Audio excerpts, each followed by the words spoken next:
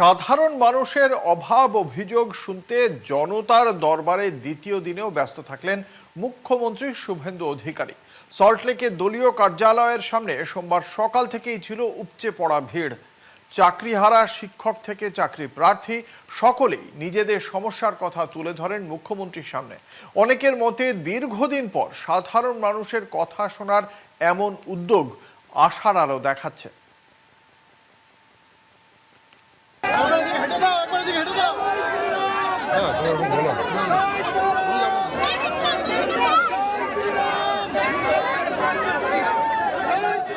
মুখ্যমন্ত্রী শুভেন্দু অধিকারীর জনতার দরবারের দ্বিতীয় সকাল যেন ধরা দিল জনসংযোগের এক অন্য ছবিতে। সাধারণ মানুষের অভাব অভিযোগ সরাসরি শোনার উদ্যোগে ফের মানবিক মুখ তুলে ধরলেন তিনি। সল্টলেকের বিজেপির কার্যালয়ের সামনে সোমবার সকাল থেকে ভিড় ছিল অসংখ্য মানুষের। কেউ চাকরিহারা শিক্ষক, কেউ গ্রুপ ডি কর্মী, কেউ বা নার্স, আবার কেউ এসেছেন ভোট হিংসার ক্ষত বুকে নিয়ে সুবিচারের আশায়। দীর্ঘদিনের না পাওয়া না শোনা অভিযোগ যেন একদিন এক ঠিকানা খুঁজে পেল। শুভেন্দুর মানবিক মুখ, আশার দরজায় মানুষ। সকালে শুরুতে লেকটাউনের শিব মন্দিরে পুজো দেন মুখ্যমন্ত্রী। মন্দির চত্বরে সাধারণ মানুষের সঙ্গে কথা বলে তিনি পৌঁছে যান সল্টলেকের দলীয় কার্যালয়তে। সেখানে ছিলেন লকেট চট্টোপাধ্যায় ও শশী অগ্নিহোত্রী। সেখানে একে একে মানুষের হাতে ধরা চিঠি, অভিযোগ আর প্রত্যাশার ভার গ্রহণ করেন তিনি। শুভেন্দুর দরবারে জনতা, ভরসার হাতছানি।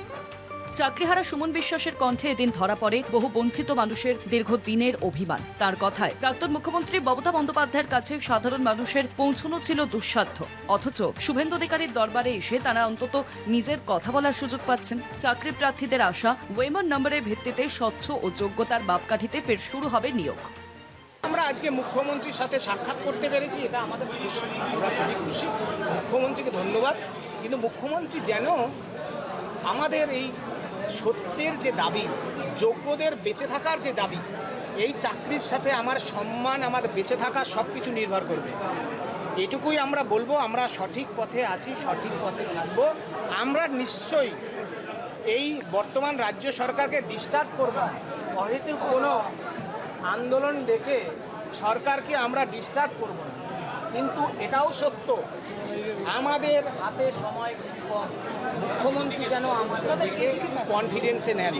এবং নেতাজি ইন্ডোরে প্রাক্তন মুখ্যমন্ত্রী মমতা ব্যানার্জি যে মিথ্যে প্ল্যান ABCD ভাষণ দিয়েছিলেন, নতুন মুখ্যমন্ত্রী যেন সেই নেতাজি ইন্ডোরে স্বপ্নের, সত্যের, বেঁচে থাকার, দুর্নীতির বিরুদ্ধে বার্তা দিয়ে চাকরিহারাদের কনফিডেন্সে নেন, বাংলার মানুষকে যেন একটু আশ্বস্ত করে। শুধু শিক্ষক নন, পুলিশের চাকরি প্রার্থীরাও এদিন নিজেদের সমস্যার কথা তুলে ধরেন। কারোর চোখে ক্ষোভ, কারোর গলায় প্রত্যাশা, আর সেই সব না বলা কষ্টের সাক্ষী হয়ে রইল জনতার দরবারের আরও একটি দিন।